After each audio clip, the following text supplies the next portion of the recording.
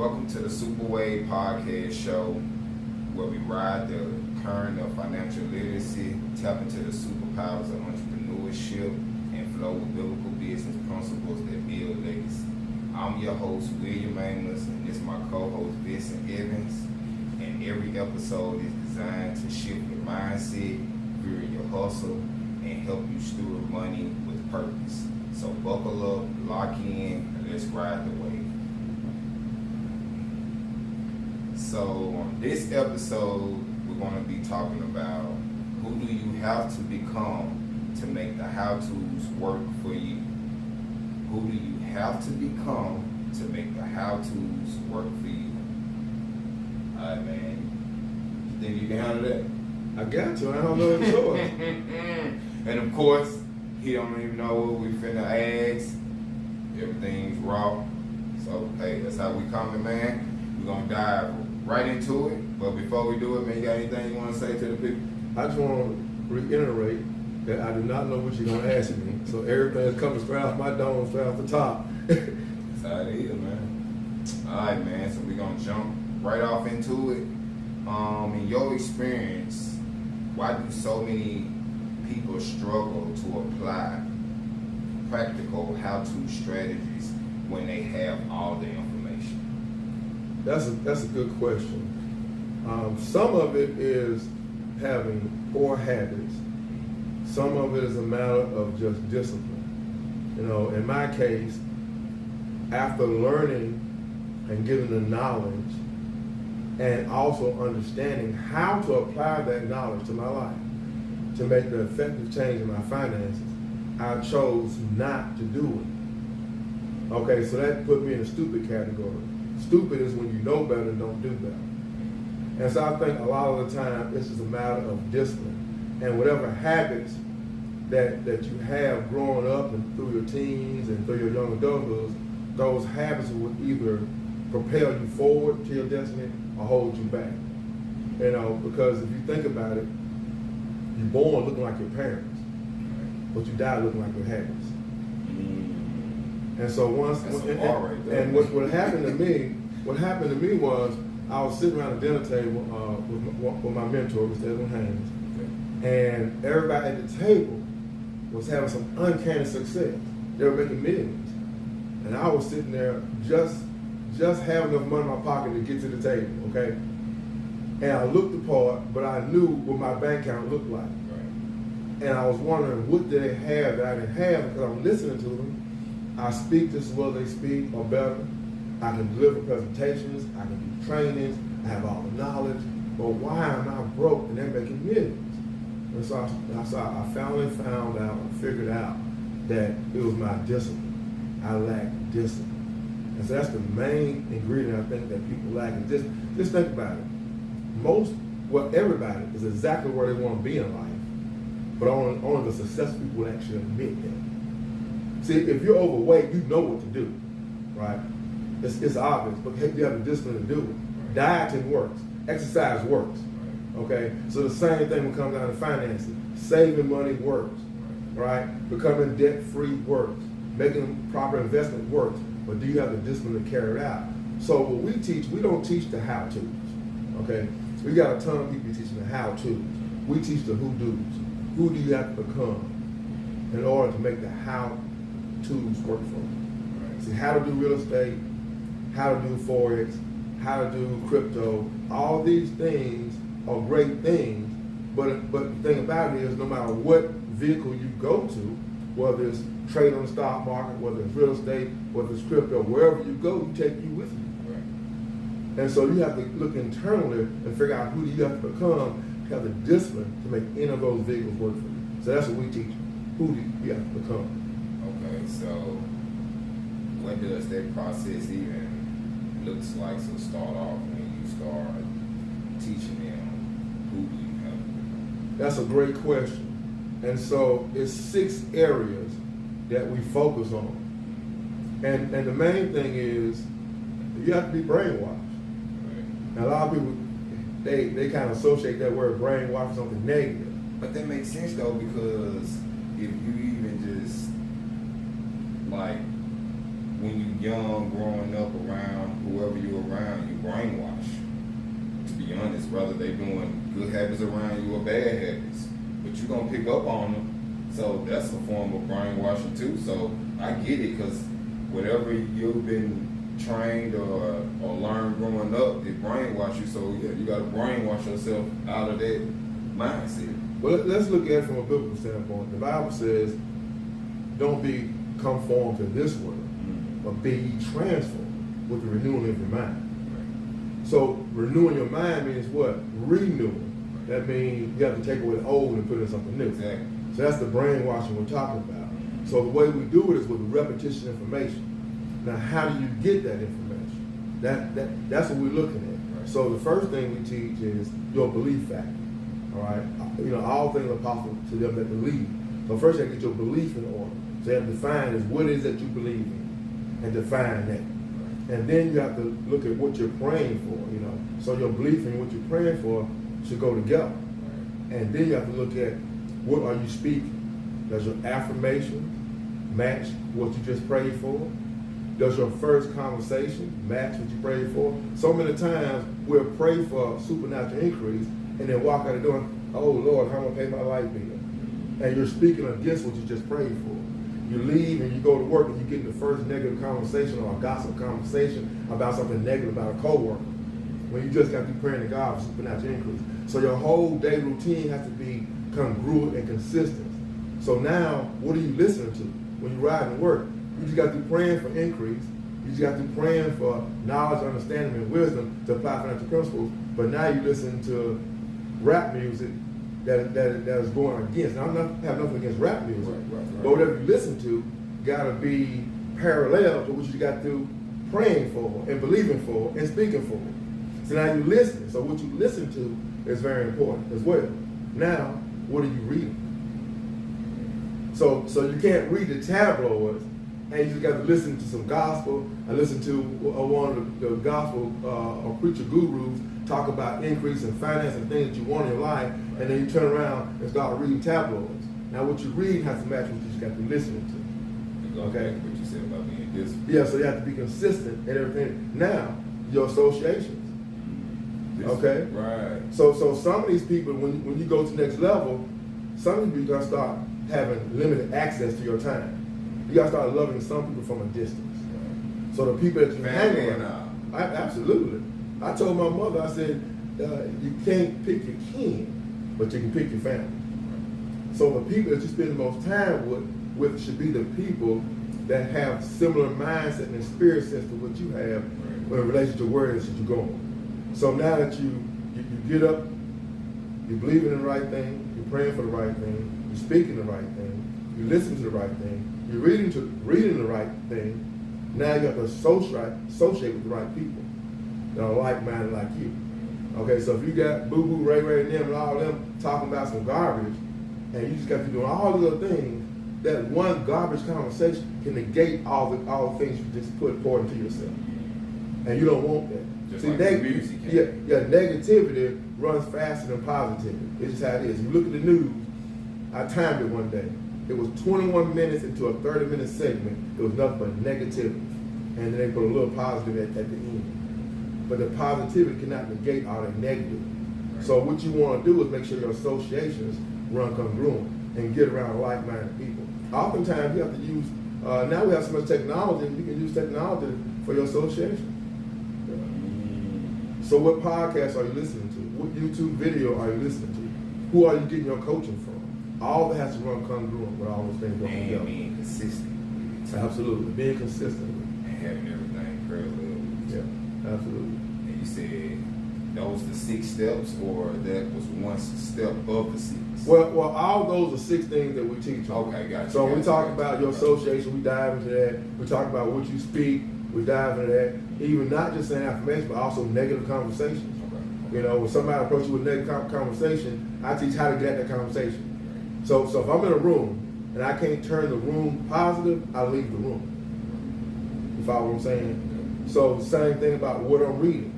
We give you a book list, and these are the things you need to read to get to where you're going, right? What are you listening to? Who are you listening to? All these things have to run congruent. Yeah. Makes sense. Okay.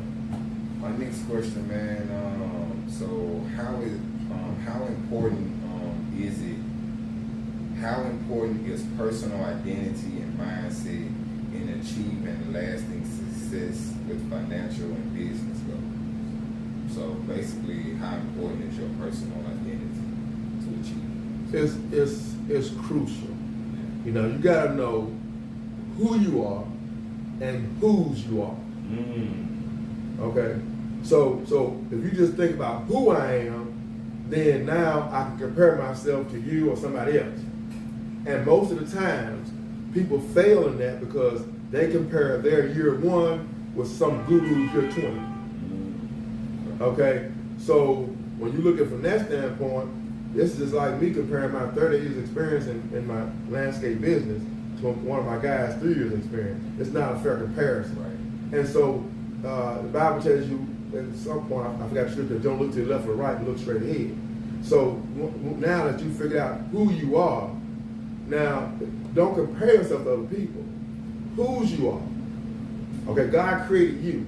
And so when it comes down to Vince Evans, I might not be the best person in any category, but I'm the absolute best Vince Evans God ever created. Okay? You should be the best Will Amos God ever created. Everybody listening should be the best because he only created one, this Vince Evans. So he made me, the Bible says he made me wonderfully, right? Made me in his own image. So that I know whose I am, I know I'm made after his image. So if it's good enough for Warren Buffett, it's good enough for me. If Warren Buffett can achieve it, I can achieve it. Oprah can achieve it, I can achieve it, because God has no respect of person. So my identity is not just in Vince Evans, it's in Vince Evans being a child of God, being made in the image of God. So if I'm made in the image of God, and I'm joint heirs with Christ, then everything Christ has, I have. So that's my identity. So that means what? I can ask my Father for anything. And I know he won't hold nothing back from me. The challenge is I have to make sure that desires of my heart match the will of God's will for my life. And then he will grant me the desires of my heart. Sometimes we get out of God's will and we say, well, I want a Rolls Royce. And that's not his will. Nothing wrong with the Rolls Royce, but you're outside his will. So when you line your will and your motives up with God's will for your life, then he will grant you the desires of your heart, because the desires of your heart will start to line up with his principles and philosophies that he has designed, and it's all there in the Bible. So basically, in a sense, it's like when you say he created us in his image. So in a sense, when you do certain things, it's not wrong to ask yourself, okay, what would God do? Absolutely. You know what I mean? So, and that's what, when people use the word Christian, it means Christ-like. Right. So who will Christ do? And a lot of times people get it misconstrued and think that being a Christian means being timid and docile. It's nothing about a Christian being timid. You know, timidity is a fallacy, meaning a weakness. You know, humility is a virtue. And that's one of the biggest challenges about being a strong Christian, is being bold as a lion and meek as a lamb at the same time. So Jesus showed mercy all through the scriptures, right? But he also flipped those tables over when they were doing wrong in the synagogue, in the churches, right? So that's a challenge. You have to be bold as a lion and meek as a lamb at the same time. But to be Christ-like is to mimic what Christ would do. Right. In any situation. In any situation. All right, man. Can you share a moment in your life where you realized that changing your habits and skills wasn't enough? You had to change who you were. Absolutely. When I first got converted to Christianity, man, God's so smart. He gave me a whole nother industry to go into, which is network marketing. And the principles and philosophies of building a strong network marketing team lines up with the principles and philosophy of the Bible. And so I have a business that I can mimic and not be cutthroat, but actually be giving and caring and train and coach other people.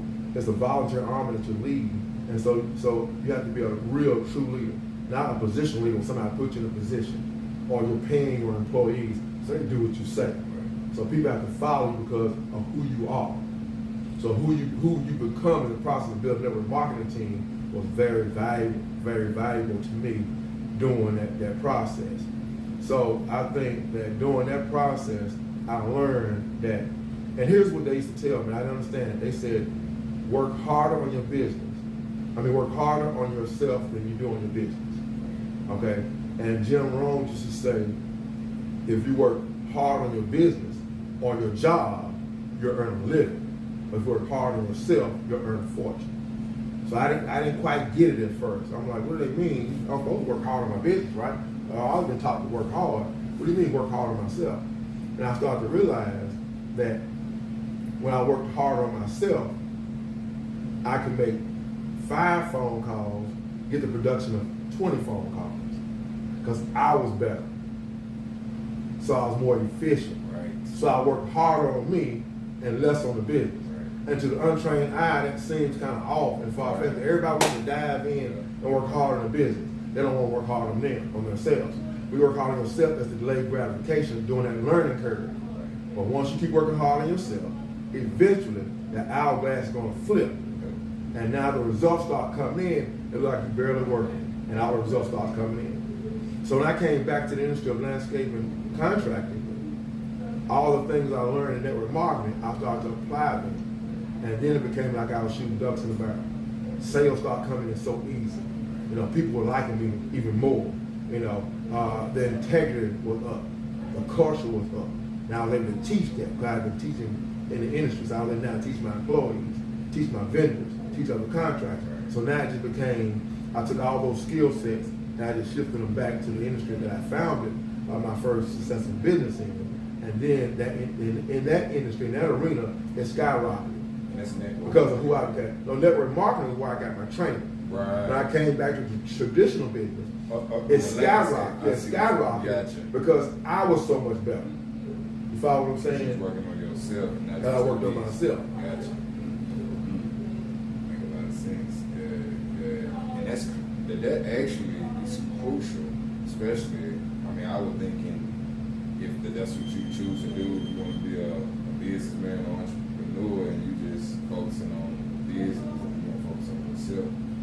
I can see that. So many people, they work for a company for many years, Right. and they have a skill set in that trade or whatever it is, and they go into business, but they're not good business people. They don't understand people because they never worked on themselves. They struggle on the business end. And a lot of people think because a person is highly skilled in something, that makes them a good business in that same something. But it's two different things. Right. But once you become who you need to become to make one business work, you can duplicate that and run several different businesses. So I can take the same skill set and open a paint business, open an IT business. It doesn't matter what business I go to. The personal skills that you have, they are transferable to any industry that you go to. So it's embedded in you. Yeah. But if you only master one industry, then you'll struggle in that industry. And you won't be able to duplicate that. Right. But if you master yourself, then you'll flourish in any business that you take on. Yeah, basically, when you master yourself, it makes you more versatile. Absolutely. Absolutely. Okay. I get that. Okay. All right, man.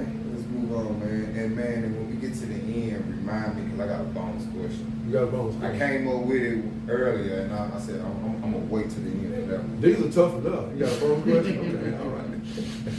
Okay, man. Let's move on, man. I got another one.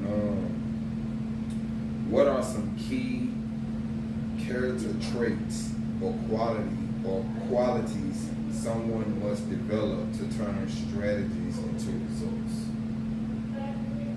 What are some key traits? Key traits or qualities that someone must develop to turn strategies into results? Okay. One, whatever strategy that you're using, you must have the skill set to implement that strategy. So basically, a strategy not gonna work if you don't learn the skill set of it. Like, If you have a strategy, you have to know the skill set or hire somebody with that skill set to implement that strategy. You follow what I'm saying? Of course, you gotta have a discipline, right? But discipline alone will not necessarily implement every strategy. Okay, so like if you don't have a skill set of communications, You may have discipline, but not a skill set of communication. So you can't make a connection to be able to disseminate the information to the players to implement the strategy. So you might have to have a person that's good in people skills to start to disseminate information. If the strategy is we're going to do a certain task, you have to have people with the skill set to perform that task. Follows in whatever the task is. So you have to have people with the skill set and the discipline to do it. And people skills is a skill set. To be able to get people to work together and cooperate with each other. That's managing people, is a skill set. You know, leadership is the highest paid position in the world. Right? And I think sales is second. But think about it, leaders lead sales teams. So leadership is a cream of the crop side. So if you become a leader, then you can move anything if you lead well. Yeah, I was looking at one of the top execs in General Electric, and it took me to a plant, and I think it was in China, and they asked him about some of the things in this humongous plant, and he said, "I know nothing of those things, because I have some team members that can explain these things. My job is to make sure that countries work well with each other and basically be diplomatic is his job." So he was so far up, he didn't have the skill set or the knowledge of the day-to-day tasks. But he had the leadership skill set because who he become, he could manage other people that could do all those things. Right. Yeah. That makes sense then. Because at the end of the day, the person who he managing to do that couldn't do what he was doing.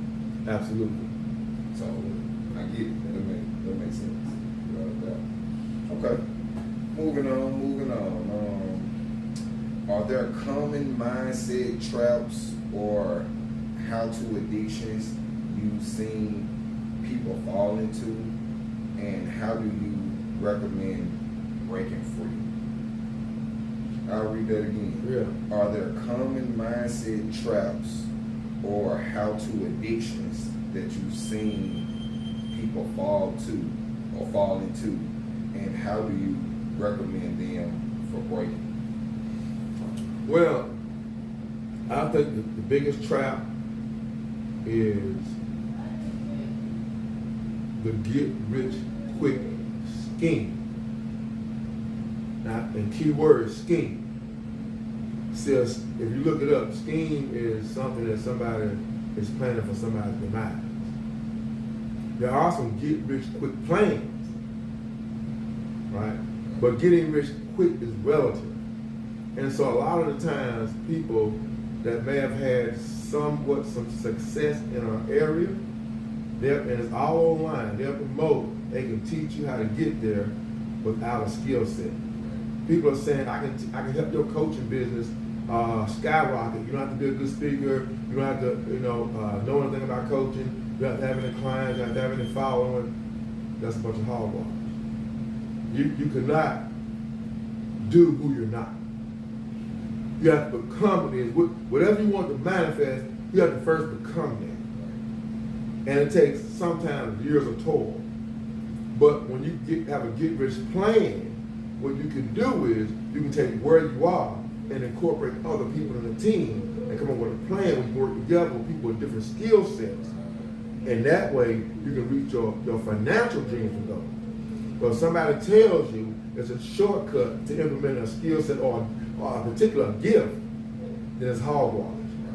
Right? You're not going to catch a Myron Golden that's been studying the gospel for 45 years and know how to apply that biblical knowledge to finance, and then you're going to go in 2 months and catch Myron Golden. That's not possible. Right. You follow what I'm saying? Yeah. That doesn't mean you can have a successful coaching business in a relatively short period of time, but you're not going to be able to mimic what they do in that short. There's no shortcut to somebody studying a thing for 40 years. There's no shortcut. I've been operating equipment for 30 years. There's no shortcut. I can't teach you to be me in a year. There's no way to do that. But I can teach you how to manage somebody that has a skill set that I have in a relatively short period of time. So I think when they say the how-tos, they're giving people a facade that I can teach you to do the how-tos quickly and skip all the steps. That doesn't make sense. But I can teach you the how-dos. Who do you have to become in the inside to manage people with those skill sets? That's the shortcut. And so that's the get-rich plan. That's the get-rich-quick plan, is to become who it is you need to become or to manage people that can do all these different skill sets. Because you wouldn't be able to delegate jobs out if you don't know how to manage. You know, so that makes especially if that's your goal. You know, so okay. I want to ask you this: does it take a lot of money to start a business, and why is it important to have multiple streams of income in today's economy? Okay, slow down for me. I'm 62. Give me 2 questions in one. Okay, first question is, we're going to visit multiple streams of income in a second here. But the first question, does it take a lot of money? Does it take a lot of money? It has to take zero amount of money to start a business. You start a business in here, and in here. It goes back to what you said. And I would do. Who do you have to become? So I would start. And that's why I asked that question. Yeah. It wasn't even really related to the money. It was because the how do. But if I'm coaching a person to start a business, I would ask them to do a few things. One of the things I ask them to do is identify their gift. Right? Identify their gift. What if they can't? They can't identify a gift, a skill set to do until you find your gift. You can make millions with a skill set. Difference between being successful with a skill set is being successful with a skill set to make you happy. Depending upon, see, happiness is dependent upon, is elated feeling dependent upon your current situation. When you use your gift to create wealth, that puts you in a state of joy. Joy is elated feeling regardless of your current situation. So when I work with my gift, I don't even attach $1 to it. When I work with my skill set, yeah, you better pay me. Okay, you're gonna pay me a lot of money for me to trade time for one of my skill set. But when I use my time and my gift, it never feels like work. That brings me to joy. I'm doing it right now. I can do this all day. I know you don't have no camera time, but I can do this all day. This Actually, is my, I do that too every day. okay, we keep going there because I'm working in my gift. This is what I do. Right, This is what I do the best with the least amount of effort. This is effortless to me now. And so I would tell a person first identify their gift as possible. If not, a skill set to do. And that's what a gift is. Something that you do with the least amount of effort that you're great at doing it, and it doesn't feel that you didn't train for. Because my mentor used to call me unconscious competent. I can do things well, I don't know how I even did it. So I can get on a piece of equipment and it's like, it's an avatar, right? I'm moving a piece of equipment around, right? I'm unconscious competent, but it took me years to learn that. Once God identified, showed me what my gift was, I didn't go to seminary school. I didn't get any training. Nobody really coached me on this. And my mentor and my sponsor put me in front of a crowd and just threw me out there to do a presentation. They were gone, right? They went to Memphis. They threw me out to do the presentation. I'm like, who gonna do the presentation? They said, you are. I'm like, I can't do a presentation. I did the worst presentation in the company history, right? I butchered it. Butchered the presentation. 2 people got sponsored. 2 people joined the business. I was like, I was horrible. My brother said I was horrible. Everybody said I was horrible. But after I was horrible, then my gift was revealed. And then I became a little better, became good. Hopefully I'll be great on that, right? But my gift was revealed to me in a state of desperation because they threw me to the wolves. And then I realized, wait a minute, I was cut out for this deal. But I never knew. I was always focused on my skill set. So when a person starts a business, the first thing I would say is pray, fast, talk to God, get some divine direction on where you're going to start your business. Make sure your business is that you dream it big enough that it can impact other people and build a legacy, and not just for yourself. So when I do a dream circle, I outline the things that's for you then I outline the things that's for the world, for people you don't even know. See, my business now is going to impact people I don't even know yet. And so that's what we will start there. So that takes no money to start there. Right. So it takes no money to start a business. Now it takes money to scale a business. Right. Okay? It takes no money to start. So 99.9% is starting. Once you start and you have the discipline and you do the things that you can do. I was teaching the kids at Provine and I said, you make a list. Henry Ford, I got it from Henry Ford. He said when he has a list of things he can't do, he makes a list of things he can do. And he starts working on a list he can do. By the time he gets through the list of can do, the can't do's are out the way. So you make a list of things you can do to get started, right? And Jim Rohn talks about this. He talks about this concept in sales that you can buy and sell, which is going to take some money, right? Or you can sell, then buy. Takes no money. The second house I flipped, a guy sold it to me before he purchased it. He sold it to me for $10,000, and then he purchased it for $7,000. He made $3,000 and didn't have a dime. There's always a way to create revenue using. See, the biggest thing out there is creativity. That's endless, not the actual money. Now, once you get going in business and you carve your lane out, then it takes money to scale the business.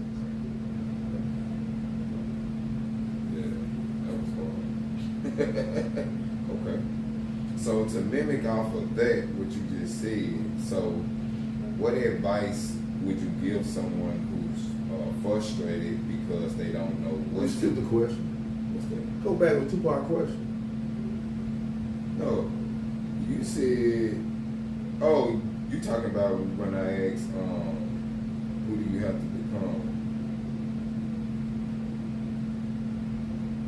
Oh no. Why is it important to have multiple streams of income? Yeah, I'm 62. How old are you?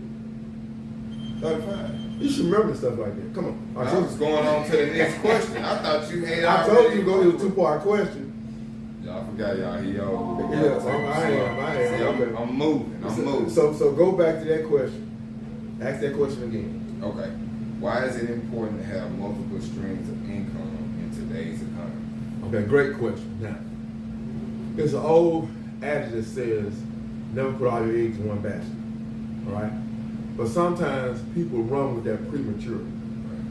And when they see Warren Buffett, last time I checked, he had maybe 66 businesses, right? That's a lot of multiple streams of income, okay? So it's been, even in the Bible, it says, cast your burden in the waters 7, 8 times, that, you never know which one will work. Maybe one will work, maybe two, maybe both will work. So the Bible tells you that multiple streams of income is good. But here's where we get mixed up. A lot of people try to launch multiple streams of income at the same time. You don't want to. I'm in 2 minutes right now, and I'm wearing myself out because I'm doing 3 or 4 at a time. So I suggest, especially to a new person in business, especially while they're developing themselves and developing their discipline and different skill sets along with their gift, I suggest you launch a business. See, it's different between launching a business and running a business, right? Think about a rocket ship. It takes about 80% of the fuel to launch the rocket, only 2% of the fuel, 20% of the fuel to continue to fly the rocket. So when you launch a business, you're out of balance. You're probably not gonna have no balance, right? It's day in and day out. You 16, 17, 18 hours a day to launch a business. Then once you get it running, then you get all your pieces in place, and you get it running like a well-oiled machine, then you can knock it down to 8 hours a day, 6 hours a day. Now you have time to launch another business. When you launch several businesses at the same time, you never spend enough time on one business, and they never get a chance to get into orbit. They're always stuck in the atmosphere, right? Taking all the beating of the atmosphere. So what you want to do is you want to launch a business, get it running on autopilot, then launch another business. That's how you develop multiple streams of income. Now, a lot of people think you just dive in and do multiple things and you're only mediocre at the first one. You got to get great at something first. You got to get great at something before you launch something else. That makes sense? Great at something, learn it, put it on autopilot. But because you remember, You're a great chef. Well, he claims he's a great chef. I still haven't tasted the food. He says he's great. So I'm going to take your word for it. But you want to launch some different things. And I advised, I said, wait a minute. I said, your first business is not even on autopilot. You'll just be trading different skill sets for time. Different skill sets of time for money. So whether you have a paint business and you're running a paint crew, or you're running a mechanic business, it doesn't matter. You're still trading time for money. So in order to get leverage, you got to get one business running without your time. Then you launch another. Remember we had that conversation? And now you're working in your landscape business, and you're training people, developing people, so that you'll be able to walk away and it sustains the same income. Then you can go work on another business. Right. Put that on all time. Absolutely. And that's how you develop multiple streams. So it's a process, and a lot of people try to skip steps in that process. Ain't no skip. No, can't skip those steps. Okay. All right, man. I want to ask you, what advice would you give someone who's frustrated because they know what to do but can't seem to become the person who actually does it? They know what to do, but they just can't seem to become the person who does it. What advice would you give to them? I would go back to the brainwash. See, there's no such thing as you can't become, right? God created you in His image. So anything that He ordains, you can become, right? So God has a purpose and a plan for everybody. You have to buy into it, right? And you have to get your brain washed, get your mind renewed. Okay. Now once you do that, that's why I push exploring your gift so much. Right. Because once you find out what you're gifted on, you'll be amazed at how you make the commitment to become who you need to become to maximize that gift. The three most important times or events in my life were the day I was born, the day I was born again, and the day I found out my born again assignment. And once I found out what my assignment was through my gift, I had no more challenge about committing to excellence, about committing to growth, about being disciplined, about doing all the things I need to be all God had ordained me to be. So once you find out why God put you on this earth, it's easy for you to buy in. But if you don't know why you're here, then you're trying to jump from thing to thing to thing, and you thinking changing the thing is going to make a difference when you take you everywhere you go. Exactly. So you have to be the difference. So the quickest way to that is find out what your purpose is. That helps you commit to the process of becoming who you need to become. And once you do that, then make the commitment to read, to listen to the right thing, change your association, speak the right affirmations, do your prayers. All that starts to come in line once you find out why you're here. And that's what's holding a lot of people back is they don't know why God created them in the first place. And they have identity. We talk about identity. They have identity crisis. And that's why they're not going to make the commitments oftentimes to make the changes. And they're looking for artificial things and superficial things to make the difference. And they're committed to those things. And when those things change or make a shift, their emotion makes shift. That's why people on that roller coaster, up, and down. Because they make a commitment to the things when they need to make a commitment to the work. You can't control the results all the time, but you can always control the work. What makes you commit to the work is your purpose. So once you realize your purpose, somebody's going to tell you. The teacher will, when the student is ready, the teacher will appear. And they'll help you with the workload to fulfill your purpose and tell you what you got to commit to. Once you have your purpose, you'll make that commitment. Then you won't be on that roller coaster, not being able to make the commitments and stay disciplined. So, what would you tell that person if they ask the person, let's say they just asked that, what advice that you could tell them? And what if they say, well, I've been in this skill and, I'm pretty good at this skill set, but I still haven't identified my gift. So what would you tell them I would tell If them they're trying to find their gift. if they're a believer, then I would tell them to fast, pray, seek counsel, ask other people what their gift was. I had a good inclination what my gift was, but I put together a panel, 7, 8 people, and I asked them what they think my gift was. And everybody agreed. You know, I asked them separately. Everybody said the same other thing. And it helped give me some confirmation. I prayed, fasted, studied, asked God to lead me into my gift. And here's the thing. Here's the scary part. Once He reveals your gift to you, now all the excuses are gone. Now you got to operate on your gift because it's not yours. He gave it to you. Now you have a responsibility to maximize that gift because He gave you a gift with a preordination on your life that a gift is supposed to serve a certain amount of people. So now the work starts, and you have no excuse because He gave you the gift. And you know, it's in the Word, and I don't remember the exact book, but it says that basically, you know, He don't charge you for what you don't know, but when you do know. He says if you don't know, you get whipped with few stripes. If you know, you get whipped with many stripes. So now that I know better, and here's the thing about it, so many people, they said, Miles Monroe, he said that the richest place is the graveyard. That's where all the people's dreams and gifts die. See, your gift is not for you. Right? It can serve you, a byproduct of that is serve you, but your gift is to serve others. And so once your gift is identified, now you have that load on you that you gotta maximize the potential of that. So many people are gonna suffer because you're not working your gift. God's gonna hold me responsible for that. He's gonna say, man, I had 10,000 people over here that could have been delivered if you talk to these 5 over here in your gift. So you don't know what this grand plan God has for you. So you got to maximize your operation in your gift so you won't hold anybody else back. Especially when you find out what Yeah, it is. because if your gift is for the world, who are you holding back by not operating in your gift? And everybody has one. So everybody has the same responsibility, no matter what it is. Your gift should be a ministry and should leave a legacy. Right. You just have to identify it. Absolutely.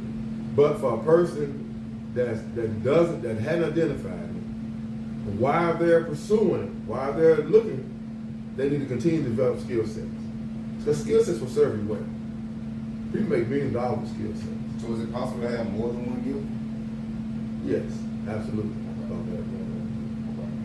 You know, man, I saw something I was watching one time, and they said, I forgot who it was, but he basically said, man, you don't want to be the person that died, and all your gifts or, you know, the person who you're supposed to be standing over you mad because you never used them. Absolutely. Absolutely. Man, when he said that, I was like, whoa. I just got chills just then. I'm like, And I'm going to tell you, a lot of people will say things like that, especially people in the church. They will say, I don't need to be rich. I just want to be comfortable. Right. That sounds good to some people, untrained ear. But if God ordained you to be rich, He'll ordain you to be rich not just for you, but to enrich the lives of others. So whether that rich is rich in knowledge, rich in health, rich in finance, whatever God ordained you to be, is not for you. Right. Right? So you got to get over that. I don't want to be the guy, Will, that gets to heaven, and I'm in line. The guy in front of me, God said, oh, well, let me see, how did you do in your finances? And he flips the book open. And he says, what was your net worth when you ended? It was $10. It's $10. Let me look in the book. And he says, well, I gave you $10 worth of wherewithal. You did pretty good. You come on in. Next guy in line, he says, what did I give you? I mean, what's your net worth? He says, $100. Wow. I only gave you $95,000 worth of wherewithal. You did exceedingly well. Come on in. And then I'm third in line. I get up there.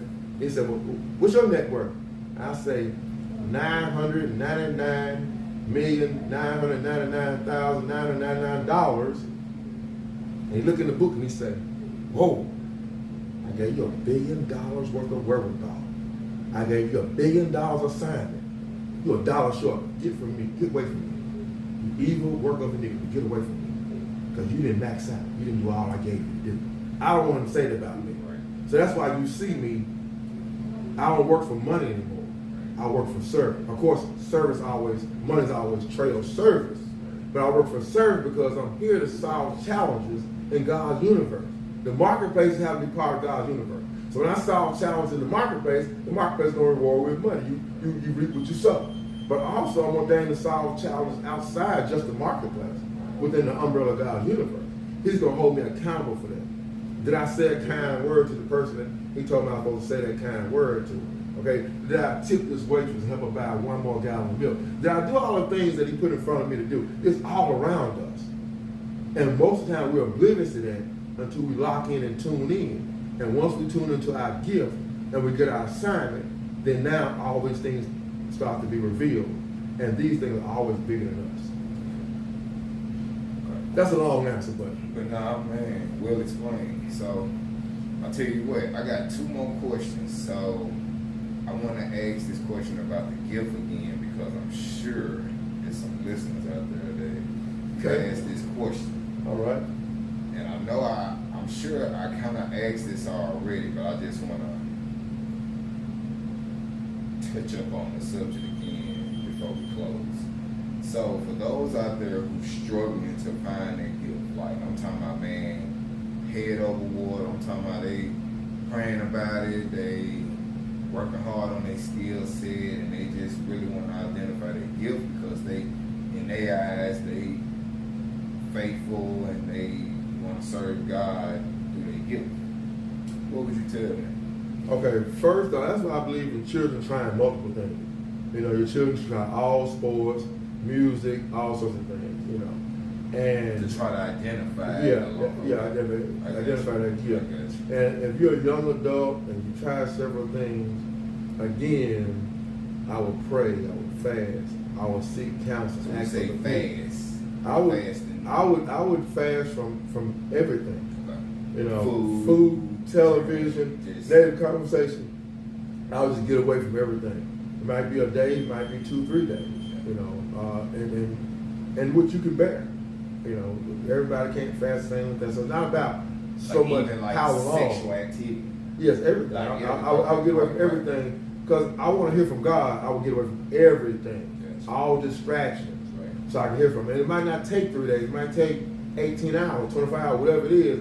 But it's not so much in a fast. It's not so much the length of the fast. It's the quality of the fast.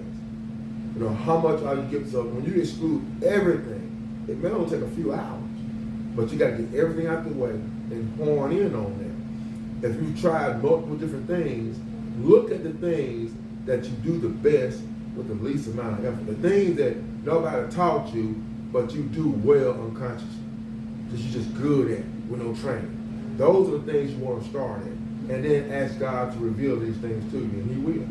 He will. If if you believe in God as your deity, one living, only living God, if you believe in that, and you pray to God for that, I'm sure, without a shadow of doubt, He will reveal each individual their true gift. Okay. And my last and bonus question, it's a little, I know it's gonna be a little off subject, but it's still on subject because I remember early in the conversation when we was talking about living under God's will, under His principles, and if you do that, we were saying, He said He made us in His, what you said? In His image? In His image. When you say He made us in His image, meaning we have to live in His will, right? Yeah, well.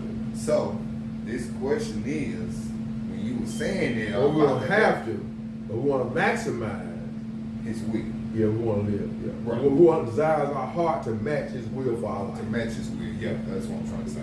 Okay, so I knew you said something I can't remember. Okay, but when you said that, this is what I wanted to ask, but I waited. So, and I know you got something for it. I just know it. So, for what you said, explain to these listeners how an atheist who don't even believe in God can take his same principles everywhere. Boy, that's a good question. That's a good bonus question. Boy, I'm so proud of you. That's a good question, man. I was about to ask you, but I said, And no, I gotta wait on that one. And man, and let me tell you something. That one gave me chill when I asked. I don't even know why. And I put that in my training. Okay. The Bible says it rains on the just and the unjust alike. The King James Version says it rains on the just and unjust just alike. That means if you got a farmer here that's a believer and a farmer here that's atheist, they get the same amount of rain, right? So here's the thing: the atheist, if he applies God's principle better than the believer, he's gonna get a better crop. If he gets up early, toils in the fields, does everything a farmer supposed to do, he's gonna get a good crop. If the Christian is lazy, gets up late, half tends his field, he's not gonna have a good crop. And a lot of times Christians are laying around waiting on manna to fall out the sky. God did that in the time of need. So what a lot of atheists do is some of them have more discipline to follow biblical principles, even though they don't believe in the deity that gave the authors the insight, the wherewithal to write these principles down. So God had to inspire authors to write his word down for us, right? Atheists will take those words and apply them better than some Christian people. Part of the challenge is, if you have an atheist that has enough common sense and wisdom, even worldly wisdom, to say, these principles have worked for these people, whether those people are Christians or not. If I mimic these principles, they'll work for me. And that's what they do. Sometimes Christians have been misled inside the church that because they are Christians, it's God's job to create wealth for them. And if you read Proverbs, you know that's not true. God tells you how to build wealth for yourself. And sometimes he uses the animal kingdom, one of the smallest animals in the world. He says, observe the ant. They have no taskmaster, they have no overseer, but yet they get up and toil every day. And they even have enough sense will to not just feed their family during the summer, but put up store harvest for the winter, right? They carry 200,000 times their body weight. If I was an ant, I could probably pick up a 3-bedroom house. It would be that equivalent. Right. They work hard with nobody overseeing them. They work together as a team. So when somebody says you don't have ants in, they just mean that you're lazy and you don't plan with. Sorry. So what I'm saying is the Bible tells us that. The Bible also says that the wealth of the wicked is stored for the righteous. So just because you're righteous doesn't mean that you'll get that wicked person's possessions. But what it does mean is that if you're righteous and you follow the biblical principles pertaining to success and good fortune financially, then when opportunity comes and this wicked guy is about to lose his farm, you'll be in a position to buy it. You follow what I'm saying? Because you've done these things. But because it rains on the just and unjust, they both can have some success. Because you're a child of God, the supernatural increase can soon kick in. The challenge is Christian folks don't want to give God enough to work with. I asked one of my young Sunday school students, he's a college kid, I said, man, how much is a gazillion times zero? He said, zero. Right answer. So if you don't give God anything to work with, it doesn't matter how much his supernatural increase can bless you. You gotta give him something to work with. But when a Christian gives God something to work with, now he got more to bless. And so it says, seek ye first the kingdom of God and his righteousness, all these things be added to. So the seeking of his righteousness doesn't just mean righteous in terms of living righteous in terms of sinning not. It also means righteousness and follow all the principles of the Bible.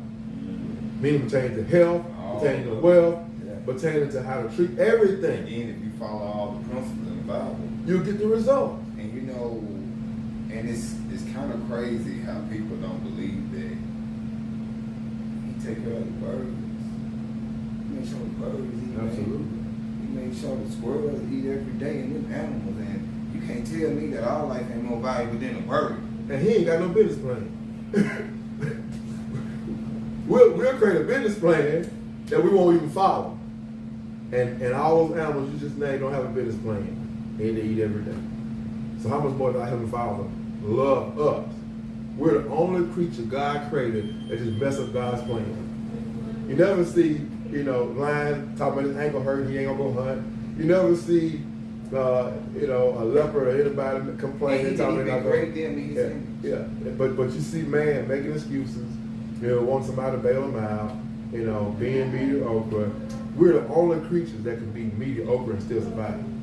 A shark can't be mediocre and survive. He can't even stop swimming because he doesn't have gills. He got other things that the water has to go through. If he stops swimming, he'll die.